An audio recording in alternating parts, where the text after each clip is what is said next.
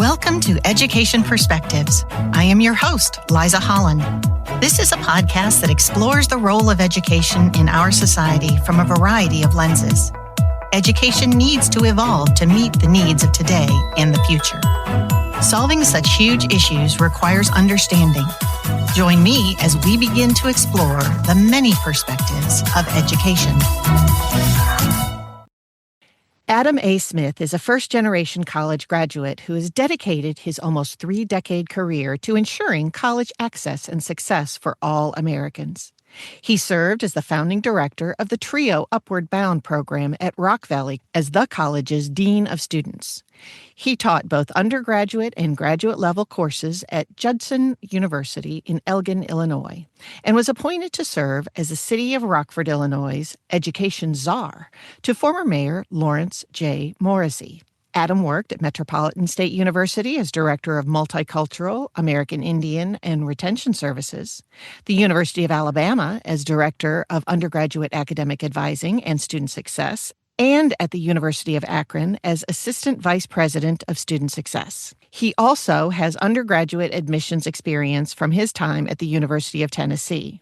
Smith currently works at the University of Kentucky as Executive Director for the University Academic Advising and has a vibrant public speaking and educational consulting firm, Smith Education Associates, LLC, and is the host of Get Uncomfortable podcast and is represented by the Institute of Democratic Education and Culture, SpeakOut, the nation's only social justice speaker agency. Adam has built successful coalitions and initiatives that have transformed high school graduation rates, college enrollment, and success for students throughout the nation. Well, Adam, welcome to Education Perspectives. We're so excited to have you here today. I'm excited to be here, Liza. Thank you so much for joining me. Well, it's always awesome to be able to interview a fellow podcaster, so you'll have to give me tips on the end. But let me kick you off with the 30,000-foot view. Why do you think that we as a society should invest in education? Oh my gosh, there's very few things in our society that are wealth building that you can truly tie to building wealth, familial wealth, generational wealth. Property ownership is one of those things. The other thing is education, right? I mean, my grandchildren, we were talking about before we hit record, their lives are going to be completely different because Grandma and Papa went to college and became educated, and now their mom and their dad and down the road. So I think it starts creating lighted runways for people and real opportunities and paths to building wealth, generational wealth. But it doesn't have to be education that's college per se. It can be anything in the post-secondary realm. Technical education, it's just education beyond. It's really, really something that you begin to bear fruit of, but more importantly, at this season in my life, my family. So it's one of those wealth building in so many ways, different things that I think is something we as a society need to continue to invest in, as we know people who are more educated make a more profound impact financially, but also socially, economically, politically on society. Boy, that is a fantastic answer. And I love the broad definition of wealth. It's not just all about money. And that is so incredibly true. And it makes our society function in such more positive ways. So you've actually chosen a career in higher education. What drew you to education? Tell us a little bit about your pathway to get there. I was a horrible college student. I went to college to play football. And that was really why I was there. In my first iteration, then I had a knee issue and had to take some time off and have a surgery, and then went to a different school and went to that school and just had a great time. I mean, I was the student that he didn't even think, how sometimes when you're in college, you have that little voice, that what I call the angel Bart Simpson and the devil Bart Simpson, and one that's saying, go to class, you need to do the right thing. And the other one saying, you'll be fine. Just all I had was the devil Bart Simpson, and had to take some time off forcibly, from the University of Wisconsin telling me, you know what, you're not ready. This isn't your season. And had to go back home to Minneapolis at 20, drive a school bus, was crazy. I don't know who would have trusted me with their children, but that's what I did. And in the evenings, because I owed the school some money, I had to clean car dealerships and really realized what it was like with that true wealth we were talking about, what wealth I didn't have. Because I had money, right? But I didn't enjoy what I was doing. I didn't have meaning. I didn't have purpose. I didn't have a sense of belonging. I didn't have a sense of joy in what I did. And so when I was blessed to have the opportunity to get into Concordia University in just north of Milwaukee, Wisconsin, went there and studied to be a pastor, studied ministry and theology, and never even visited the school. But higher power opened the door. And I just knew I didn't want to live the life like my family was living. And I wanted meaning, I wanted purpose, I wanted impact. And so that's what I did, thinking capital M ministry would be my work for the rest of my life. And when I finally graduated, after doing a lot of community activism work around bringing people together, bringing various denominations, different faith groups together, started doing AmeriCorps National Service, working in nonprofits, and then got into TRIO programs, which Upward Bound has really been there, providing access to education for so many young people who are first-gen, low income, who comes from families with disabilities. And that was an opportunity to do the hard work while doing it in the structure of an institution of higher ed.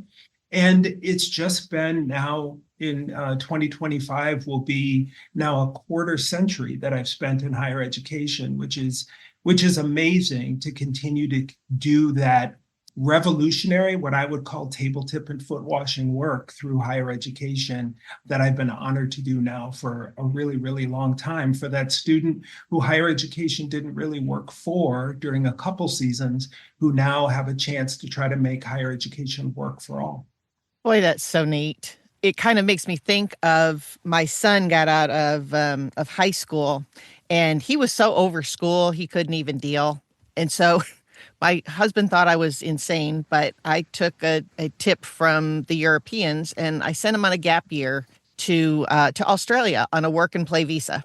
And he did all these jobs that he never wants to have to do again. He did construction, he did security work. He worked on the farms. The one that he couldn't stick with was picking peppers because in the 100-degree. But he came back a changed person, and going back into school, that bit of perspective, I think, can be really powerful. I think of even myself. I was one of those fairly dutiful students, but if I had the context of how it was going to apply in real life, I think I would have been a much better student. So yeah, that's pretty neat. And boy, you've had such an impact. We met, you were kind enough to ask me to come to speak to your class, and I love that freshman class. Can you tell our listeners a little bit about what that class does and hopes to do for students? Yeah, I've been honored to teach what they call first year studies or first year experience classes. They have been around since the late 1980s. The University of South Carolina started first year studies classes like the University 101s, those kind of courses. And I've been honored to teach those classes now at 3 or 4 schools. Right now, teach it at my job here at the University of Kentucky. But it is an opportunity, what I always call freshly mowed grass. What other business do we get people every single year who have no concept or idea of who we are, what the work is? It's freshly mowed grass. Wow, is this great? And so before I started my current position, or before I started any position, and this is the third, I think, SEC school I've worked at, one of the first things I ask is, can I teach first year studies? Can I have an opportunity to have 25 or 30 new students every semester that you get a chance to teach from the ground up?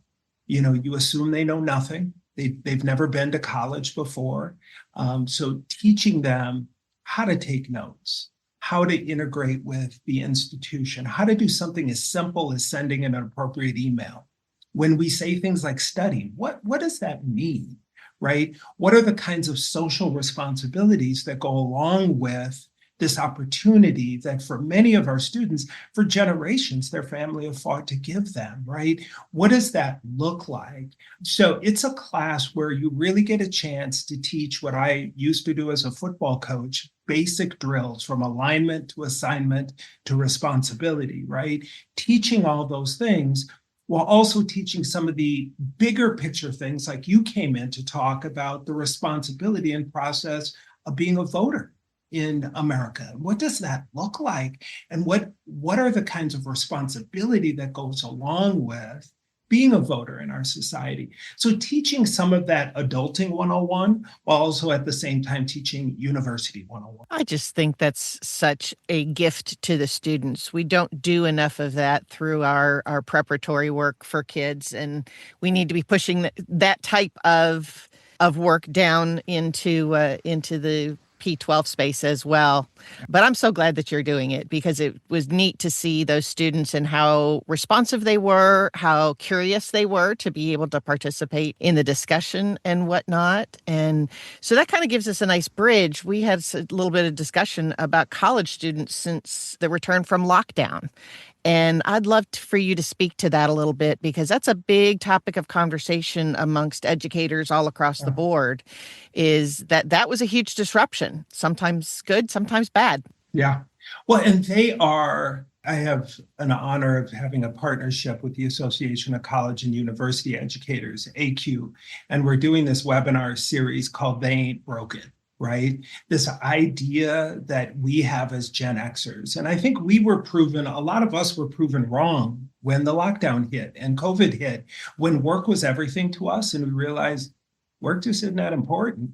And we realized, we would look at millennials and roll our eyes like they want a job of purpose. How about just get out here and grind? That's your purpose, right? But we've all learned, I think, from those experiences in the pandemic and the experiences of some of the trauma that was hitting politically and socially and in our communities, seeing those things really put things in perspective for us. And what I've seen from young people, they're just phenomenal. The kinds of things that would have had me curled up in the fetal position in the corner, they're still here. They are resilient, they are gritty, they are responsible and responsive. You saw my class. That wasn't our normal meeting room. We just moved the class. And 85, 90% of them show up when you ask them to, especially if they know you care about them and you love them. They're going to be there. Now, have they seen things? The students we have now were in 8th grade when the lockdown hit. And so how they've experienced education is just different. Right? And there are things that the brains of 8th graders, 9th graders, 10th graders, right, shouldn't see, that they had to see. It wasn't back when I was in high school, we had to turn the channel to watch unrest or prepare ourselves by saying, I'm going to put in a PG-13 movie. I can get my brain prepared what it's going to see. They're just scrolling on their phone, and some crazy stuff is coming through the airways at them, and they're forced to be at home, not just with families where parents had to work, our low-income families, whether it's in rural or urban Kentucky or wherever it is in the country, but also families that are to some extent dysfunctional. And their only function is we're not with each other a lot. But now we're forced to be together, right? And forced to be in space together. And a lot of those things, in fact, affected our young people. And so how they deal with, how they interact with higher education is different. I don't know one person in this work nationally that admits or that doesn't admit they don't know what these students are, right? I mean, we are exhausted as institutions, exhausted as practitioners, because we're dealing with the soreness that comes from changing and using muscles differently. How young people are asking for higher ed and for all of us to serve them is just different than we did in the before time. And kind of living in that space of not knowing, because the students we have that are freshmen today, fall 24, are different than 23, different than 22 and 21. It'll take us 5-10 years just to get used to training this way and being called on to serve this way. But it isn't that the students are broken. One thing that I always tell people, one of the institutions I was honored to serve in an advising leadership role, we were called upon nationally to write papers and present at conferences because 85% of the students who scheduled advising appointments at our institution came to those appointments. 85 was remarkable. Like, it was a national thing. It was this huge, you getting 85. I can tell you, I don't show up to anything 85% of the time. That's pretty good. Since I have been in my current role post-pandemic, our students are showing up 93% of the time. They schedule an appointment and they go. They are where they need to be. That really puts a burden on us, back to my ministry background, of what we do at that time. Because they're coming, they're showing up, they are present, right? They're in those spaces. So it's really important. What do we do with that time? Because we have FaceTime with them. Their level of maturity in understanding unintended and intended consequences of decisions is second to none. But we still have to understand that emotionally, there's a reason why we don't see those things. And so emotionally, sometimes that's a little crippling to be thinking about unintendeds and intendeds.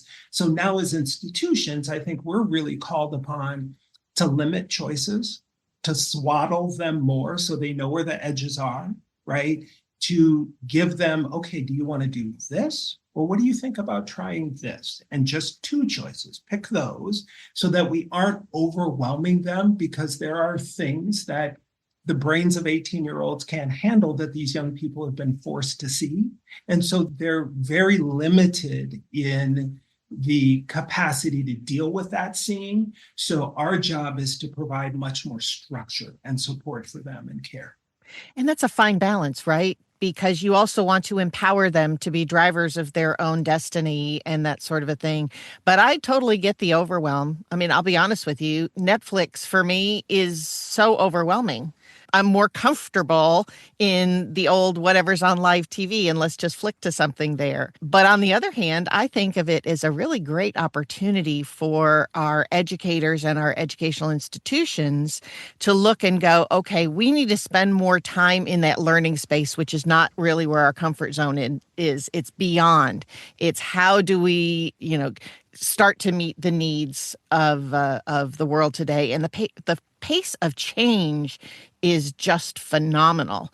I heard a speaker not long ago who said that in 70s and 80s, a college degree would get you about 30 years into your career before really, needing to make change. Now it's 18 months. So it's really incumbent upon us to be able to change how we teach. The content is there, right? You've got it in your pocket. Hey, Siri, answer this question for me. So much more about how do we process that information and how do we look at this massive choice and winnow it down and those sorts of things. So I feel like it's a real pivot point, not only for our students, but for our educators and institutions as well. Oh, yeah. And it really starts, and, as a child of somebody who struggled with addiction, it starts with admitting you're powerless, right? I think we, as folks who survived this time that lost more people on this planet than every world war combined, want to pretend like it didn't happen.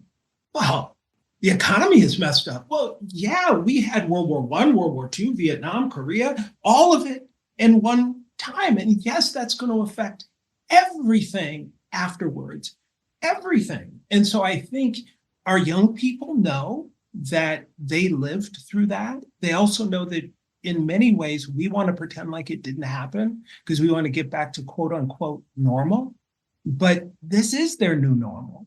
And so how do we pivot and serve and support and care for them in a different way? A colleague of mine said a couple months ago when we were doing a talk, said, I just don't get these young people, and they have so many mental health issues going on today. I said, but I went to college in the 90s. We just we just buried our mental health issues. And, we self-medicated with alcohol, marijuana, hanging out, whatever we were doing. It doesn't mean that these young people have more. They're just aware. And they're honest about it. And they know how to name it, and they're honest about it, and they help seek, and they say, hey, I'm dealing with depression, or I'm dealing with anxiety, or I need to get a new therapist. That is just elevating it, and they're almost demanding that their institutions fill those gaps, right? Because the communities are being inundated. So now the institutions that our students live in and are a part of, we're called upon to serve more and to be more because the students are demanding more. They're asking for more, and it's been destigmatized. So I don't know if there's more mental health issues. I think there's more demand because the young people are honest about it with themselves first and foremost, as well as with others. Hey, I need a gym, and I also need a good therapist in my new hometown. That's a pretty good thing. I think that's a great thing because it really was extremely stigmatized when you and I were going to college. It's, Yes. So I think the stress levels were there, but you're right. That self-medication, I saw that play out all the time. And especially with students who were not given empowered to make their own decisions when they were younger. This helicopter parenting has a really bad backlash when kids get out there and whatnot. I'd love to dig in a little bit. You have a very healthy speaking career and a neat podcast, and I'd love to hear a little bit about what kind of topics you are being asked to speak about on the road these days. Well, everything. I mean, I do. So I'm proud to be represented by SpeakOut, it's known as SpeakOut, so that's where you would find SpeakOut on the web, but it's the Institute for Democratic Education and Culture, and they are the nation's largest and biggest nonprofit social justice speakers bureau. People on the roster like Angela Davis and Tim Wise and Erica Alexander, and just some amazing world-changing folks that somehow I got let into the outskirts of the club. So we talk a lot about some of the similar spaces that I talk, being a multiracial Black person.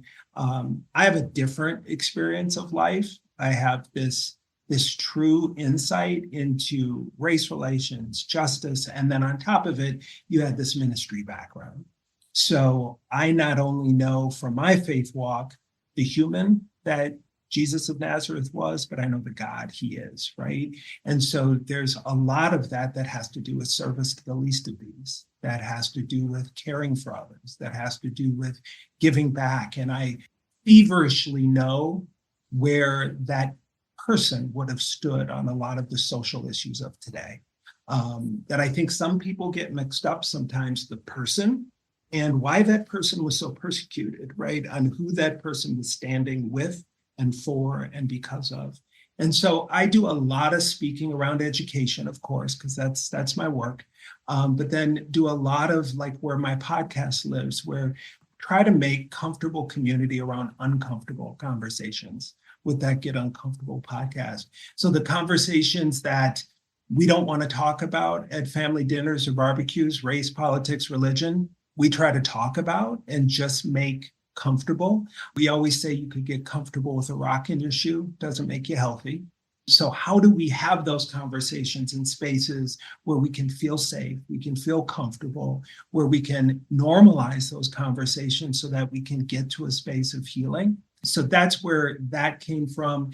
And then it all just kind of jettisoned from a time I was working in Knoxville, Tennessee, was working remote before everybody was working remote for a national nonprofit, and just had an opportunity to settle and breathe and figure out the difference between my work and my career, right? And how those are different things. There's a theologian that talks about that a person's calling, right? A person's that calling in your career comes from where your greatest gift meets the world's biggest need. And when you asked earlier about me going into education, I still walk through doors that are open for me and have no idea why I'm here or what I'm here to do. I just know that the door opens, and I try to be faithful enough to walk through. So having that time in Knoxville to really reflect, created a lot of webinars. And so that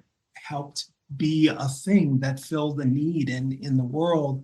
and started partnering with some really great partners like Infobase and AQ and different companies. And that got me with SpeakOut and got me speaking, and then started the pod. And in 2025, we'll have my first book will be released. So I'm super excited about that opportunity as well. But it's all just been, when I was that kid driving a school bus, thinking I can't go into the ministry because I listen to hip hop music and chase some girls and tend to be regular people. I sat with my pastor and he said to me, "Why don't you think you can do this?" And I said, "Well, I'm just regular. I'm going to leave here and I'm going to listen to NWA in my car going home." And he said, "But that's not your job. Your job is just to see the doors that have been opened for you and to be faithful enough to walk through, even though you don't know why and you're scared out of your mind." And that's kind of guided my whole life. And it's been doing the pod and speaking nationally and, doing the book have all just been doors that higher power has opened for me that I've just, I guess, been crazy enough just to walk through and say yes. That's kind of magical, though, I mean, really being present and realizing that those doors are opening. I personally have been going through a bit of a switch in my life, and I just really feel called to this education space, hence the pod and everything else. But I've had a lot of doors close in my face for wanting to join others that are currently in the work, as it were. You don't have an education background. Well, you'd have a better chance of being hit by lightning than doing this. And I'm like, okay, so how do I take that and find new doors, find new places to go? Because I do think that there's probably a reason why those doors that I thought I needed to go through were not open. And maybe there's some others that I'm just, I just need to turn. I need to pivot. Yeah, no, that's pretty magical. I love that. Well, and it's that vocation, right? My wife and I, a couple of years ago, my wife works in education. So my whole family does, which is even more crazy. It's the family business, right? I have a daughter who's a middle school educator, a daughter who works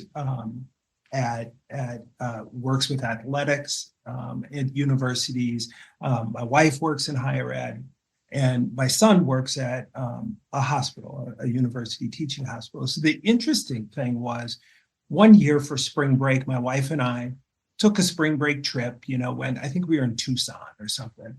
And so one day we were having brunch and she said, "Well, what do you want to do today?" And I said, "Well, I thought maybe we'd go check out the University of Arizona, because it's right there, and we go check it out." And she was like, "I was kind of thinking the same thing." So we walked around campus, went to a microbrew, got a beer, watched, I think the Final Four was happening. So we watched a little basketball and hung out in the student union at the University of Arizona, took some pictures, right? And when I got back to my institution, we were sitting in a leadership meeting and somebody said, "Weren't you on spring break?" And I said, "Well, yeah." "Well, we saw you on Instagram at the University of Arizona." "Yeah, we was checking it out." And someone said, "I thought you'd want a break from college students." And at that moment, I understood that vocation, kind of what you're talking about, right? That some people have gifts they do a great job at their work. And that's wonderful. That's their career. But they have a calling that's separate.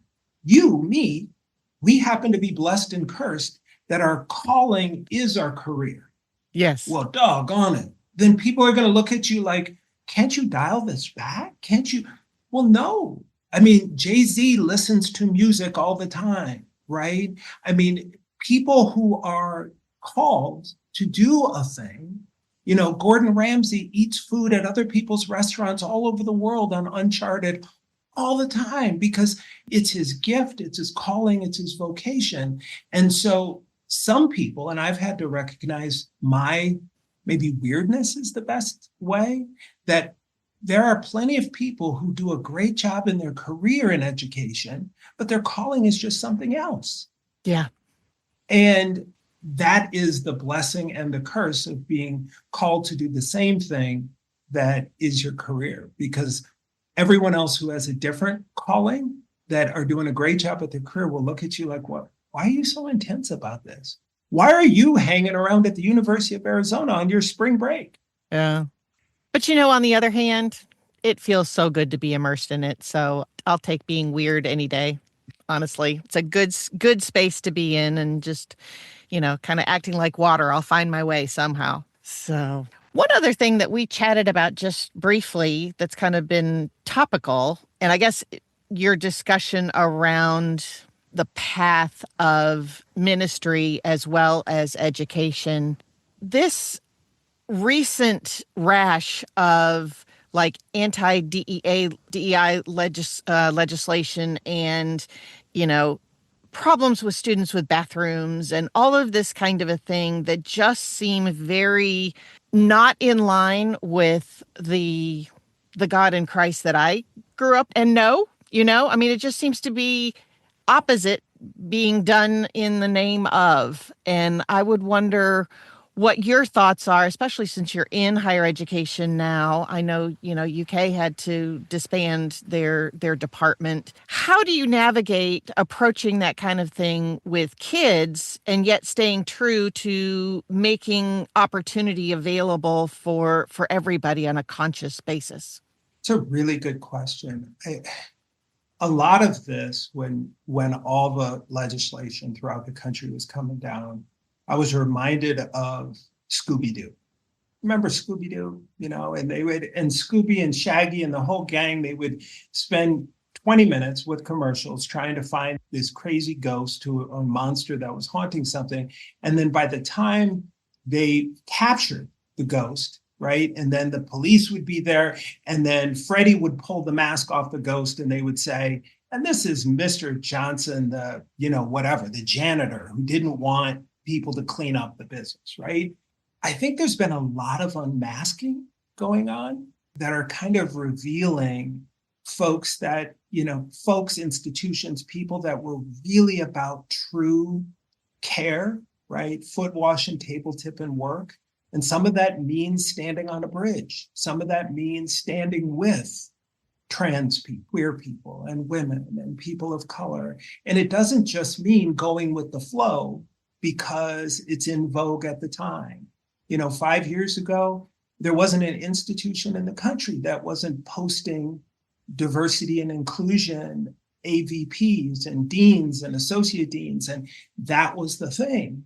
Well, it only took some political pressure for folks to say, I guess we're not about that anymore. Well, I think you weren't about it in the first place then, right? Because there is some standing on the bridge that has to happen if, at least in my faith walk, my role model died for convictions, died for the people, died because he said, I am who you say I am, right? Died because it wasn't popular to stand with prostitutes and poor people and all the things, the least of these, right? And so for me, I think this next evolution, because you can't stop inclusion and justice. You can't. No legislator, president, college, university official, anybody, right? You can't stop that. I think the folks in some states who have outlawed AP, AFAM history need to know some American history to really understand that you have an entire nation founded on revolution, right?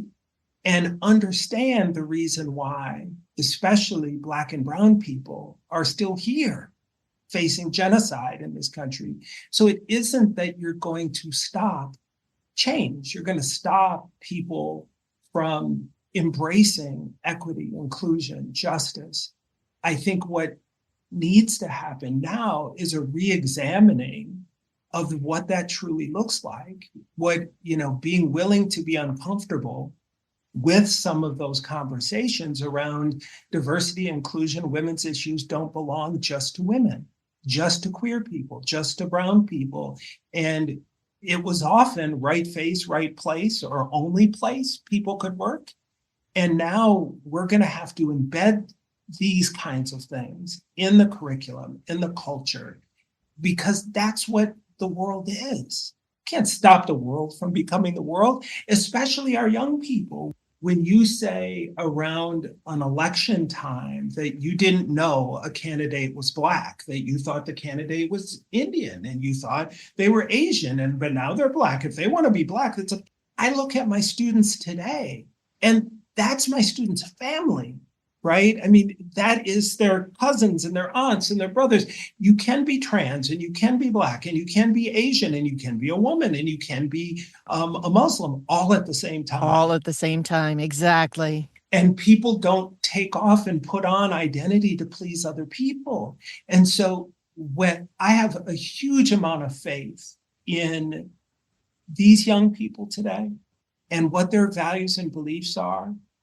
They are the greatest generation of college-going people that I've seen in now a quarter decade in this work, quarter century in this work. They are resilient, they are gritty, they are inclusive. They are willing to not believe the hype that the old people tell them that may not be true.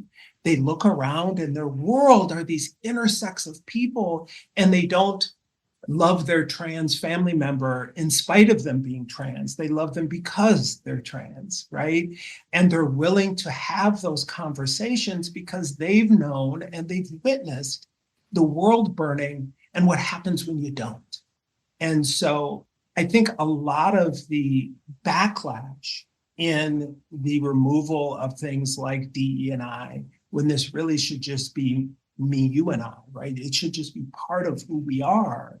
These honest and true and real conversations that have to do with an examining of each one of us really personally, rather than saying, well, I read this book. I read Ibram Kendi's book, so I'm good, right? Looking at examining ourselves as individuals, I think the young people will really lead us to that spot and to a space where it's more personal than it is place or process or institutional responsibility. So not that I like that those offices, and there's been an attack on those things. I wish we could do yes and, but like you said about the water, as long as you stand on the side of justice and on righteousness, you know you're going to win.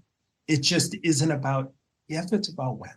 You know, the other thing that I see so much in the national politics is they're just focused so much on othering and black and white and not skin tight, but, you know, either something is good or evil, you know, and that's not the reality of the world either. And I see that myself in my kids and their friends and that sort of thing. And they grew up in a multicultural, interesting, diverse type of a community. And I get a lot of skepticism from them. I mean, they're like, yeah, right, whatever.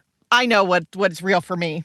When it starts at that place of blame, internalized blame. Well, I don't, my mom is in Minneapolis. And so I was getting on a plane to go see her. And I try to go see her every couple of months. And the airport's packed.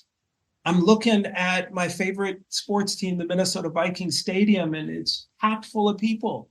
I drive past the outlet mall just between Louisville and Lexington, and you can't find a place to park. Mm-hmm. But the economy. So what it is this cookie monster way that we approach things, that we can't eat all the cookies, but we want to try to eat all the cookies. And if we don't, because our meaning and purpose has to do with how much stuff we have or what we don't have, then we have to blame someone. And that's where the othering comes in, right? I need more, rather than, Senator Paul Wellstone, the late Senator Paul Wellstone talks about, we all do better when we all do better. Yes. Great Minnesotan. We all do better when we all do better. And I think that's when we embrace that kind of mindset, that it's about lifting others up, rather than I don't have X and I have to blame the trans or the woman or the immigrant or the Muslim or the brown person or the this or the that. And that isn't even a blame that we articulate in ourselves. That's a blame that is in us, right? And for some people, for all of us, there's times that when you have folks that play on that kind of bad ideal in us, that's when it gets scary. But I don't see young people embracing that. Even more, I don't see them embracing in the idea of I want more. Exactly. I think they're kind of over that too. Yeah. That's actually really exciting. So we probably have to put a little of our focus on getting some of these other adults to come back around to focusing on what's real and what really matters. Mm. I have I have a lot of faith in people. I mean, when you dig in and you look at, that the Civil Rights Act of 1964, Voter Rights Act of 1968, I mean, that's almost in my lifetime, pretty doggone close. And we are here in 2024. I have a good friend who's one of those real doomsday people. I say he's not a Methodist or a Buddhist. He's a reactionist and an outrageist. He's outraged about everything. What is going on in the world? I had to tell him one day, I said, you know that this is the same world that Moses walked. And you know that the United States of America, compared to the place, Mount Sinai, where Moses was, right, is barely an infant, barely. So yeah, there's going to be ups and downs and ebbs and flows, and still we as humans will be here, right? And to think that what happens here in that same type of small view in the US is the whole world. We are occupying the same world that Moses and Elijah and Elisha and all of those biblical heroes, whether you believe it faith or life book, that makes you feel a little smaller, but it also gives you a lot of hope that we have a long runway to improve things and to get better.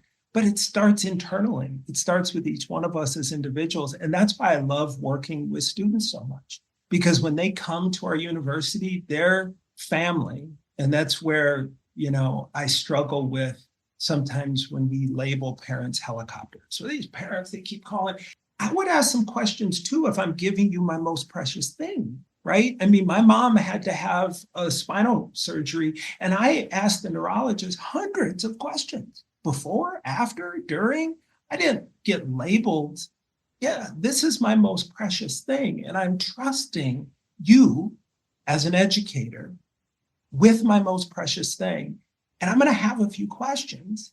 And if we respond in a way that is, no, I don't want to answer them, or you're bothering me, or we take seriously the responsibility that we've been given by families, that we've been given by our higher power, that we've been given in general, that we have people's most precious thing. And every time when we have the opportunity to pour into them, we take it. That's what I love about our work, because I get a chance at the end of every semester. I get to work on the macro level, institution-wide. I get to work in the lives of my colleagues and the people that I'm honored to work with. But I also get to work with people's most precious thing and be able to impress on them in their lives. And that's a responsibility and a burden that I hope to live up to every single day. Well, but that is so empowering too, and to take that viewpoint on parents in particular, because parents get a bad rap a lot these days. And I really appreciate you bringing that up. And you've touched on some of this, but I love the fact that our conversation has been counter to a lot of national narratives around students. You hear, oh, well, these young people, they're lazy, they can't communicate, they can't do this, blah, blah, blah, blah, blah, blah, blah. And that's not what you're seeing. That's not what I'm seeing. And so I think that's just refreshing, and I'm so glad we're bringing this to our listeners. So my final question is, what would you like for decision makers to know? And you can interpret that however you would like. To me, I think this opportunity, I think first off, maybe even better, since I'm a verbal processor, I think we're all decision makers. Mm-hmm. We make a decision if we're going to listen to the devil Bart on our shoulder, the angel Bart on the shoulder. And sometimes the stuff the devil Bart says is so great and so sexy and so attractive. Oh, it's blaming. It's, I want this. It's what the hell is wrong with these kids today. It's all of this crazy stuff. When it's really, let's be growth mindset focused. These young people have survived a whole bunch. What a responsibility. What a burden. They're still here, right? The same thing when the devil Bart Simpson says, these parents, they just keep calling. And every day I have to coach my team complaining about parents. And I have to remind them, but these are their most precious thing. Do you ask questions when you go to the doctor?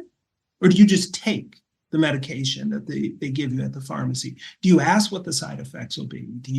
Well, yeah, I do. Okay, well, the parents are asking, right? And the students are asking, they're looking for some reassurance. The best part is that we're able we are all able to maybe think about others.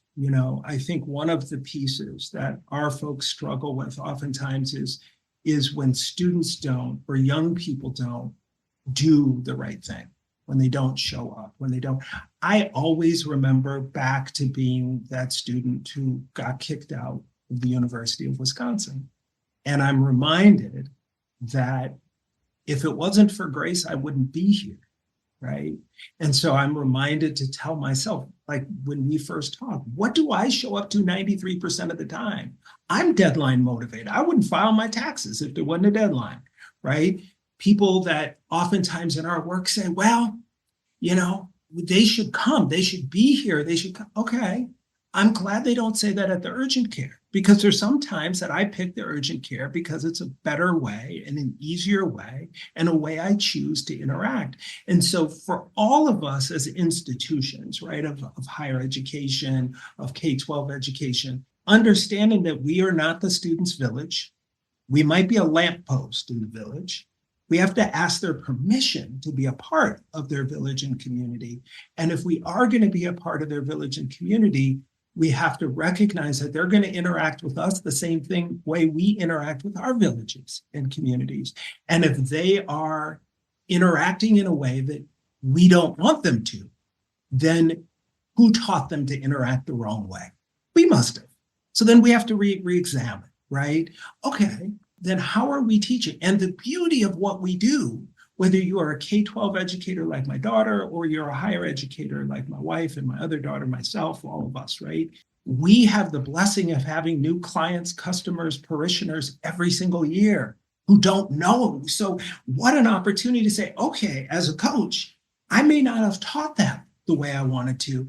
I got another 6,000 of them coming come August. I have an opportunity to coach different and to coach better. That is a huge blessing, and it continues to make me excited for the work that we do. What a wonderful note to end a fabulous conversation on. Thank you so much for taking the time to be with me today. Liza, thank you so much. It's an honor. Thank you so much for listening to this episode of Education Perspectives. Feel free to share your thoughts on our Facebook page. Let us know which education perspectives you would like to hear or share. Please subscribe and share with your friends.